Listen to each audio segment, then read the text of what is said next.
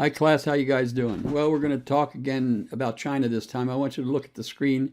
Make sure you understand that you can go forward or backwards in the video to look at the questions as you proceed through this lesson. And you can hit the space bar to pause the video, and then you can go back and forward to look at the questions. So what you could do is bring up your tests and complete your tests at the same time you're watching this video, just answering the test questions. You can bring up the test on one side and bring this video up on another side. So let's get started. We're going to talk about China this time and the Cold War relations. And China's in the news a lot right now, so it's a big topic. It's a big thing going on right now. Now, the emergence of the People's Republic of China was a new and dangerous phase of the Cold War. But later on, through the efforts of Richard Nixon, a split between Moscow and Beijing brought them together. So we started out against China and against having very difficult relations, but then Richard Nixon brought China out. What had happened was, for many years, the United States and China had been allies. The Americans felt that a special bond with the Chinese people. It was because of Japan's invasion of Chinese Manchuria that the United States placed an embargo on Japan, leading to the attack on Pearl Harbor. So here's what happened. And I remember this when I was a little kid. Everybody loved China because Japan attacked China. And when we were kids, we used to play pretend we were Chinese fighter pilots fighting off the Japanese trying to invade. And then there was a group of Americans that went over to help the Chinese called the Flying Tigers, and they were really popular with the kids who wanted to help China. So we were very close to China at the time. The leader of China during that time, there was a leader of the nationalists. He was called Chiang Kai-shek, and he was the leader of the Nationalist Army. Mao Zedong, the guy you see over here, he's a communist. He was a communist part of China, and he was different than the nationalists. And later they were getting a civil war. But anyway, the United States was very tight with China for a long time. In 1949, the People's Liberation Army, that's the communist, arrived in Beijing, that's the capital of China. They celebrated a communist victory and the end of their decades-long civil war against the nationalist people who were Chiang Kai-shek. Now, led by Mao Zedong, the communists established the People's Republic of China. The United States government, which had considered China among its allies in Asia, is devastated by the loss of China to the communists. It was a big deal when China went communist. Exhausted by the long war, Mao Zedong needed external help for China's reconstruction. The country was in ruins. One of the first acts is to visit Moscow. He went to visit Stalin in Moscow, and he was looking for military protection and economic aid. Mao also wanted to conclude a Chinese-Soviet friendship treaty with Stalin. But the two leaders remained very wary of each other. There was a little suspicion there. After several months of negotiation, the Chinese and the Soviets agreed and signed a mutual defense treaty, which also guaranteed aid to China. For Stalin, it was proof that the communism was the wave of the future, the largest nation in the world. China was the largest nation in the world, and it was now communist. So, what was the largest communist nation in the world? Well, we just answered that, China. Who were the communists fighting in the Civil War in China? Who were they fighting? Why did the U.S. place an embargo on Japan in the 1930s? We were angry at Japan for invading China, so we put an embargo. We said, we're not going to sell you any more oil or scrap metal. And that's one of the reasons that Japan attacked Pearl Harbor in 1941.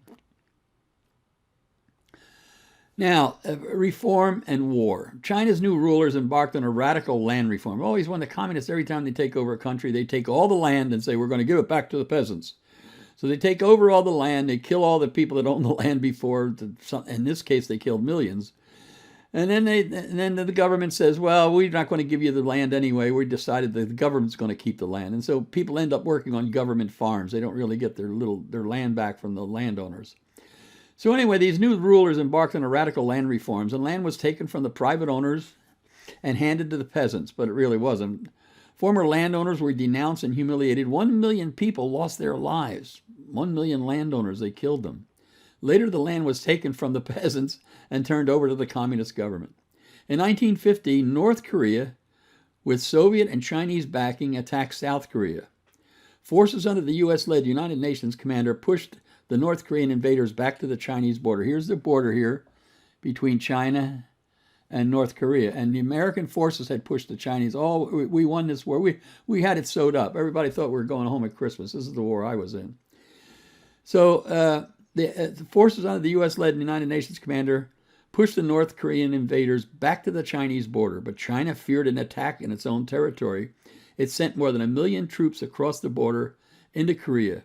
More than 500,000 Chinese were killed in the Korean conflict. So nobody expected this, but China invaded with about 1 million troops, and they just overwhelmed the American forces there. So after the communists took over China, land was taken from the former owners and given to the peasants. This was called actually land reform. What eventually controlled the land, controlled all of the land in China? Who eventually controlled all of the land in China? And what country supported North Korea's attack in South Korea? That would be the Soviets supported them. The Soviets said, yes, we're going to support you. As a matter of fact, Mao Zedong had to go to ask Stalin before he invaded Korea, and Stalin finally gave his permission. Why did China attack the UN forces in Korea? Why did China attack the UN forces in Korea? They were afraid that that Koreans or Americans were going to invade China. That's what they said anyway. Question 9. China shares a border with what country? Okay, guys, let's go on to the next. Tension started to build up. Stalin's death, when Stalin died in 1953, I remember the day he died, it had a deep impact on China because Mao Zedong looked at Joseph Stalin as a hardcore leader. So despite Mao's misgivings, he had long respected Stalin's iron authority. Nikita Khrushchev was the new leader of Russia, and soon he emerged from the Kremlin power struggle as the new Soviet leader. Mao was not so sure about this guy. He was a powerful leader. Khrushchev and his Politburo, that's his people, they visited China to maintain the Beijing, that means China, Moscow alliance. A move that made the new Eisenhower administration, and President Eisenhower was president by then, it made them increasingly anxious and nervous. They said, what are they? They're getting together, they're too tight. As part of this policy to contain communism, the United States financed a military buildup in Taiwan. That's the home of the Chinese nationalists. So Taiwan is down here, and Taiwan is an island off the coast of China. China to this day says that Taiwan is part of China. But China, we support Chinese because what happened after the Chinese Revolution, when the communists took over in China, the nationalists under Chiang Kai-shek went over to Taiwan and set up a country there. And they're there today. And we essentially protect them. Anyway, so now Mao did not give way to the Americans in show of strength. His forces shelled the nationalist-held islands of Quemoy and Matsu in the Taiwan Straits. So they went to the Taiwan Straits and they started bombing these islands. And the Americans, the U.S. fleet, sent a patrol to Taiwan Straits and also to send a message to Communist China that it had better not invade Taiwan. Mr. Schneemann was in the Taiwan Straits during that shelling, so China backed off. They backed off because they saw I was on the ship. But I was actually in that place when they were doing the shelling. I was on an oil tanker there in the Taiwan Straits. I did a lot of liberties in Taiwan. They used to call it Formosa. The rising U.S.-Chinese tension concerned Khrushchev, the leader of the Soviet Union, who told Beijing, that's China, that the war with imperialism was no longer inevitable. Don't worry about it. So we're not necessarily going to go to war with the United States. So here's a bunch of questions. What was the capital of the Soviet Union? What's the capital of China? A body of water between two land masses is called what? What is that called? You should know that from geography. That would be called a strait. What was the Beijing-Moscow alliance? What is that? And who were the Chinese nationalists? Taiwan used to be called Formosa. Who controlled Taiwan in the 50s and still does today? And who was president of the U.S. when Stalin died in 1953? Who was president then? Now let's look at the split. Khrushchev's attempts, this is Nikita Khrushchev here, the head of the Soviet Union. Here's Mao Zedong, the head of below, is the leader of China. So Khrushchev's attempt to steer the USSR away from its Stalinist past and his denunciation of Stalin as a criminal alarm mal. What happened was, this guy over here, Nikita Khrushchev, he came out and made a speech. and it was called Crimes of the Stalinist Era. So he started criticizing Joseph Stalin, who was the leader before him, and saying all the crimes that he committed, the atrocities, the people that he killed, and the massacres he created. It was very critical of Stalin. When he criticized Stalin, then down here Mao Zedong said, what's this guy up to? Because Mao Zedong liked Stalin. So that caused a problem, okay? So Nikita Khrushchev denounced Stalin as a criminal, and that alarmed Mao Zedong, who took such actions as a threat to his own style of leadership, because Mao Zedong was leading just like Stalin had led. China, meanwhile, was chafing over Soviet attempts to control the Beijing government, and in the late 1950s, Khrushchev visited China at least twice to renew Soviet support. There started to be a little breakdown between them. China and the Soviet Union share a very long border.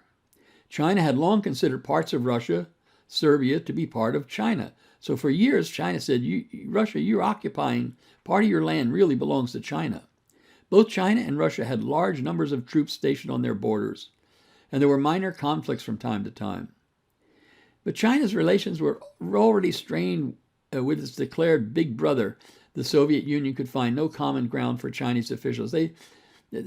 China has a way, Russia has a way of treating people like inferiors when they get in control, and that's the way they were treating Mao Zedong. And he wasn't having any part of it. He said, "I'm just as strong as you are."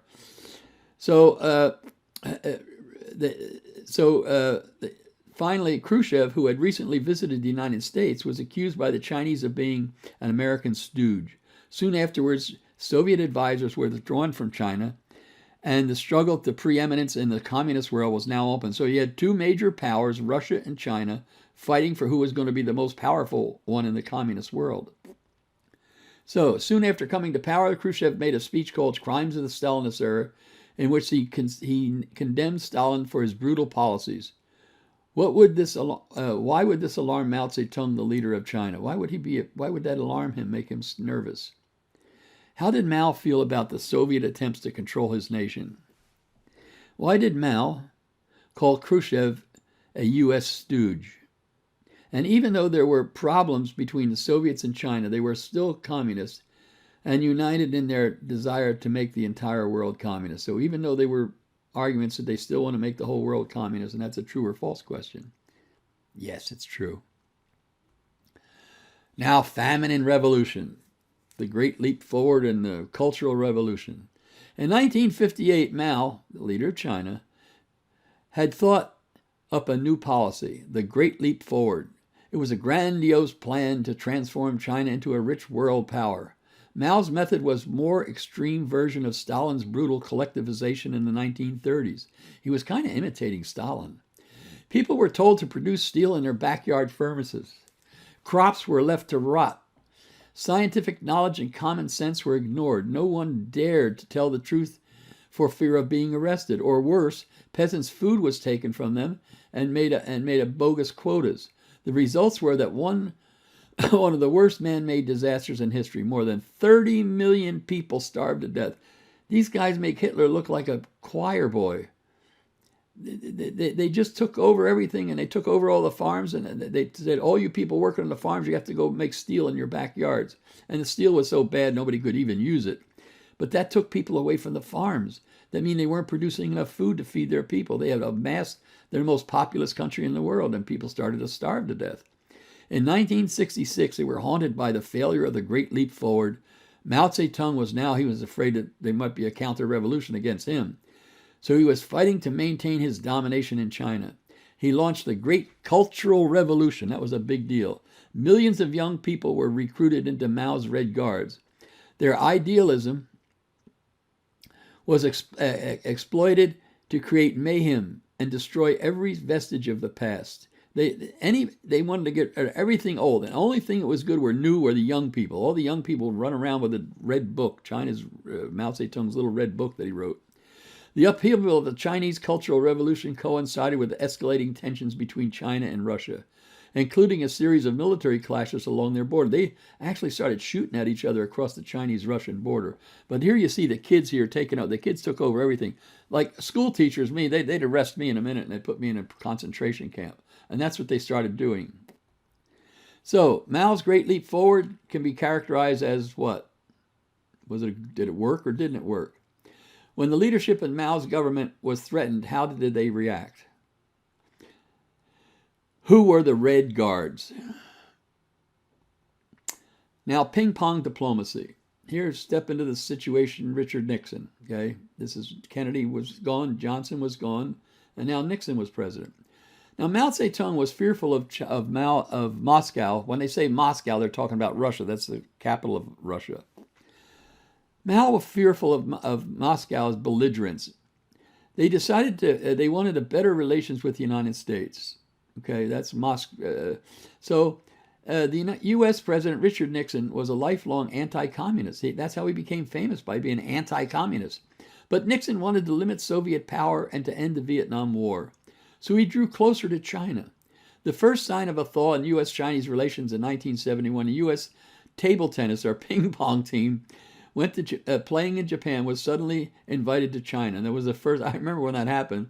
China was closed. Nobody ever got in China. Nobody knew what was going on in that country. We were sealed off. And all of a sudden, they invited our ping pong team to go to China and play ping pong. And I guess ping pong is a big sport in China. For years, there had been no contact between China and the United States. And to most Americans, China was a mysterious communist nation that we had to fear. When China invited the U.S. ping pong team to compete in China, most Americans welcomed the thaw in relations. That's pretty cool. The so-called ping pong diplomacy led to more breakthroughs, culminating in Nixon's historic trip to China in 1972. The visit was mostly symbolic. Formal diplomatic relations were not restored until 1979. But it helped reduce tensions between the two nations, and it brought new pressure on the Soviet Union. So here's what Nixon was smart. Nixon went to China. He was the most anti-communist president we've ever had. And here he gets invited. Behind the scenes, he sent Kissinger, his Secretary of State, over there to make the deal. And China invited him to visit. So Nixon goes to China. So while Nixon's in China visiting and shaking hands with Mao Zedong, you see him in the top picture up here.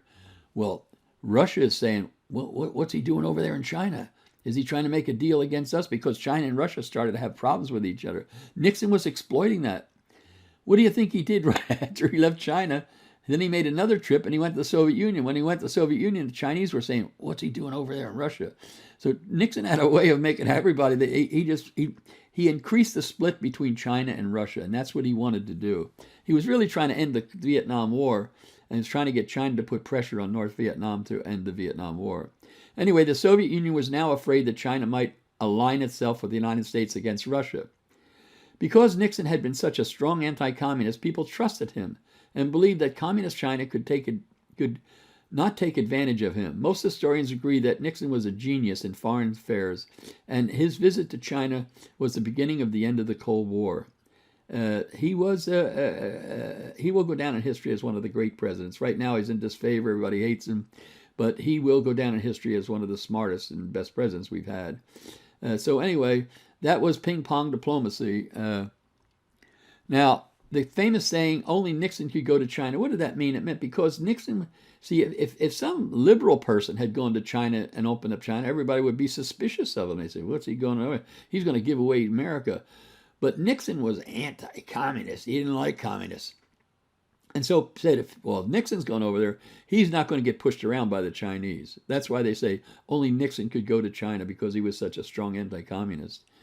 The 25th question, Nixon and his national security advisor, Henry Kissinger, caused a split between the Soviets and China to grow wider.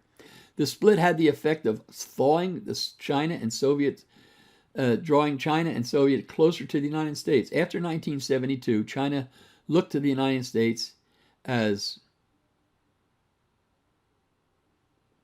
how did they look at the United States? As an enemy of Russia, a balance against them, an ally, or a leader?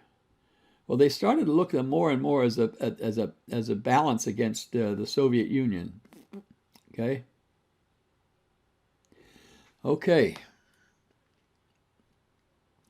So this is B. Okay, guys. I want to thank you for your attention. You're a great class, and let's get this stuff done, and good luck to you.